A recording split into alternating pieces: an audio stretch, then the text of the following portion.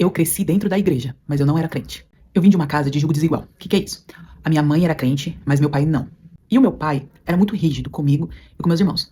Nós não podíamos sair de casa para absolutamente nada, a não ser ir para a igreja e ir para a escola. E com isso, eu fui criando a ideia de que a única forma de eu poder sair de casa um pouco era indo para a igreja. E nisso, eu ia para a igreja para fazer tudo, menos cultuar a Deus. Eu ia pra bater papo, eu ia pra paquerar na rua, eu ia pra ver as amiguinhas da igreja, mas eu não tinha um relacionamento com Deus.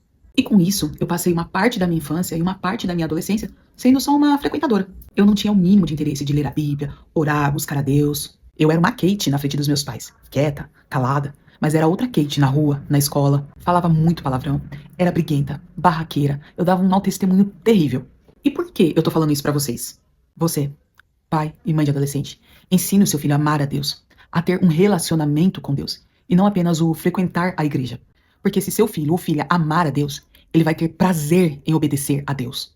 E não apenas frequentar a igreja porque não tem o que fazer em casa ou porque foi obrigado pelos pais. Por não ter tido um relacionamento sincero com Deus, eu tomei decisões amargas, ainda na minha adolescência, que eu vou carregar pro resto da minha vida.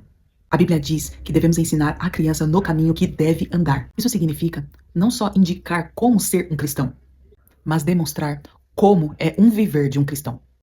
E hoje, graças a Deus, eu sei o que é ter um relacionamento com Deus. E como isso aconteceu?